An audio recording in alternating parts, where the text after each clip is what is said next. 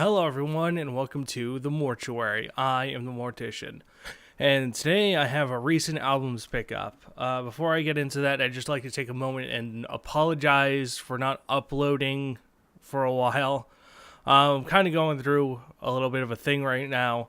When I'm trying to get back on track, I have a couple of things in mind that I want to do. I actually have an indie game I got the footage recorded, I got the audio recorded. It just has to be put together. So yeah, bear with me. So to start this recent Alice pickup off, we got the Dead Kennedys, Give Me Convenience or Give Me Death. If you're not familiar with the Dead Kennedys, they're a punk band. Where they're from, I don't actually know. I can't remember off the top of my head. I think they're from California. But Give Me Convenience or Give Me Death is actually a compilation album. It has some of their best songs on here. It also has some things that were never put together in the studio, such as, what was it, Pull My Strings, I believe. I read that song was never released on a studio album. It was only played one time. So that's really cool, and there's actually supposedly a couple of songs like that on here where they only played them once live and then never really played them again. So that's really awesome. I love when bands do that with compilation albums. Not to mention, I mainly bought this because I love the song Too Drunk to Fuck. That's probably my favorite song by them, but the rest is actually pretty nice as well. I picked this up for $7. Next, we have Cult of Azle's Triumph by Fire. If you don't know who Cult of Azle is, they're a black metal band from the United States. I guess they're like... When I looked up stuff about this album, I guess it's called USBM, which is United States Black Metal. As far as what I've heard from this, from like people talk about this album, because I haven't listened to this quite yet, is that this particular album is like super mediocre and just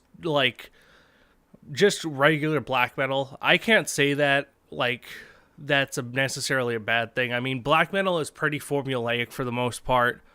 Not to say that all of it sounds the same, but generally when you pick up a lesser known band like Cult of Azle, you typically know what you're getting. If you set your standards too high, of course it's not going to fulfill them. I'm really excited because I've been waiting to pick up one of these albums for a while. I don't think I've ever actually listened to any of these songs off here. So yeah. Bye. And the next thing, this is actually brand new. I haven't listened to this at all, but I just wanted to show it off because it was pretty unique to me. And that's Baroness's Yellow and Green. Baroness is apparently like a progressive stoner rock metal group. I'm super excited to hear this. Once again, something I haven't listened to simply because I felt like I had to get something out there right now. But I have high hopes for this. I paid like $7 for this. So you get Baroness's Green and Baroness's Yellow, and it also comes with this really cool booklet with art and whatnot in it. It's actually a pretty cool concept to release two albums together for such a low price. So yeah. Next is Hate Eternal's Infernus. Oh my god. I actually love this album. When I first put this on, I put it on like a quiet volume level. It was like, But today, I re-listened to it and I blasted the stereo. And oh my god, dude. This record is fucking awesome. It's pretty fucking dope. It's like the heaviest kind of death metal, like constant blast beats, constant disharmonic riffs, I guess you could say, or dissonant riffs. It's super, super awesome. It's pretty it's one of those albums that's like kind of like Sinister, where they're going 100% all the time. But in this album, there is actually a few songs where they just chill out and really put time into making a melodic, I guess you could say, imprint on some of their songs. And I really, really like that. It's heavy. It's like sitting here listening to it, I was trying so hard not to windmill. It was such a great experience listening to this. I'm very glad I picked this up. Of course, it's not a double LP gatefold, but just a gatefold. And there's the band. Definitely awesome. I watched Cover Killer Nation's review on this after I bought it. And it was talking about how he was worried that this was going to go under the radar. And from what I've seen on Metallum, no one's actually reviewed this on Metallum, which is really strange. Because it seems like a lot of... every other Hate Eternal record has got reviews on it, except for this one. I'm afraid that CKN's worries of it flying under the radar have come to fruition. But this definitely should be, if you're a death metal guy, if you like death metal, this should be on your to listen to list. This is fucking awesome. Pick this shit up. Next, we have Deeds of Flesh, the Portals to Canaan.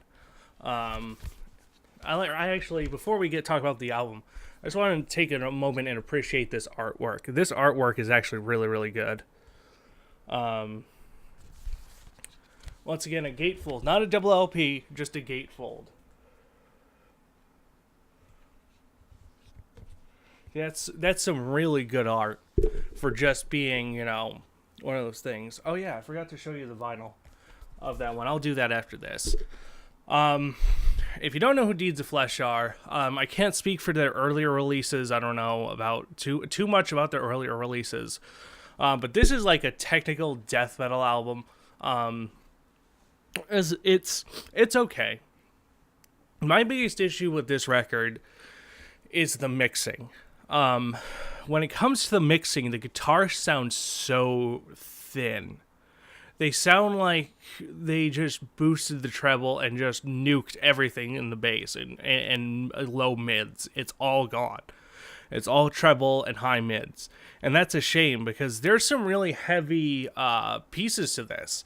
Like, they'll be going like really, really fast and real technical nice riffs, but then they'll like slow it down. And when they slow it down to really like try to make it feel like it's like bring this heaviness to it, it has a real problem because it doesn't have the balls that it should in order to bring that heaviness into these tracks that they have here because the guitar is so thin.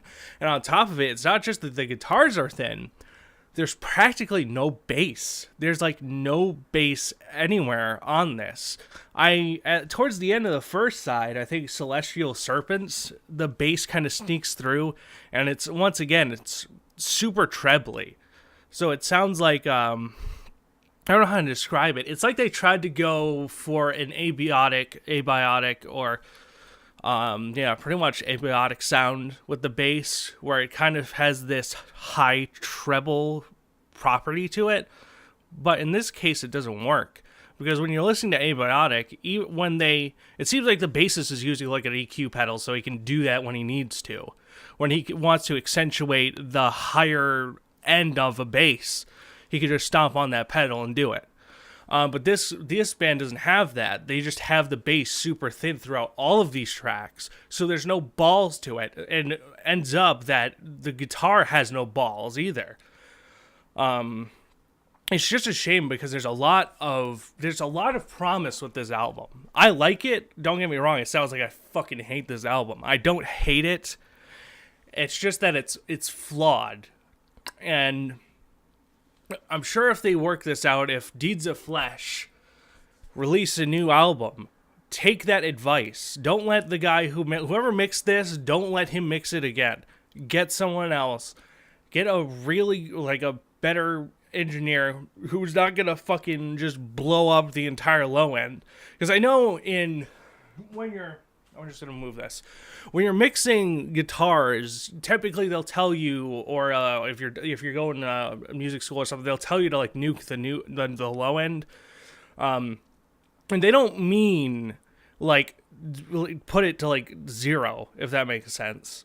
Like, don't drop it to nothing. It's that you want to like get rid of it as much as you can while retaining that low end. if that makes more sense. I mean, that's how I mix a lot of my tracks. Like, if you listen to something that I'm really proud of, like, if you listen to anything by When Evil Calls, when I mix those tracks, I didn't destroy the low end because I know that if I get rid of it entirely, it's going to sound like fucking ass and thin.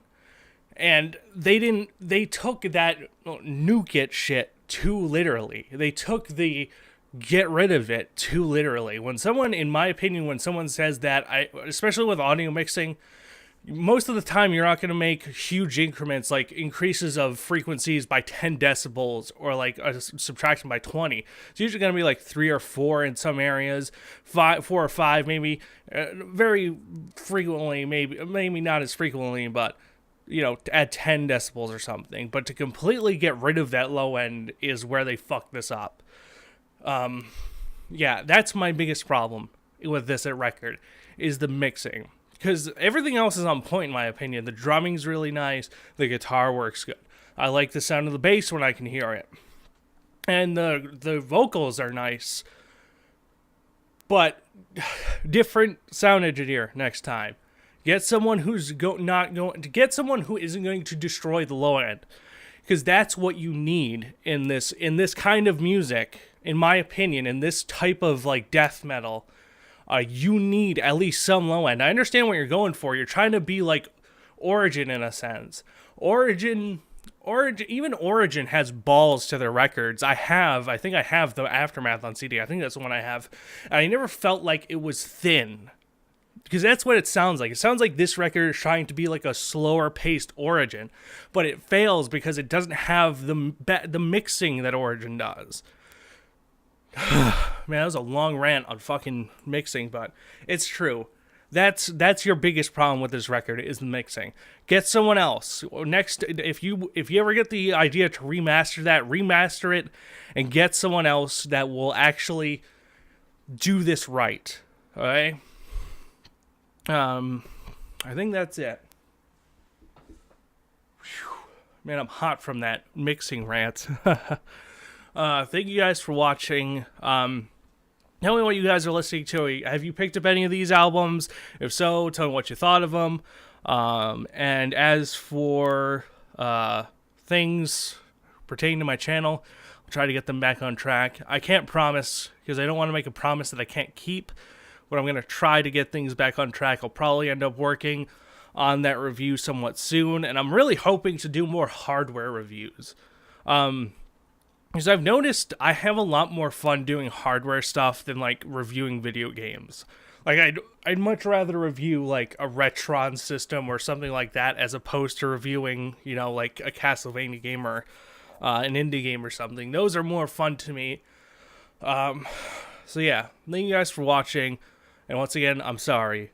Peace the fuck out.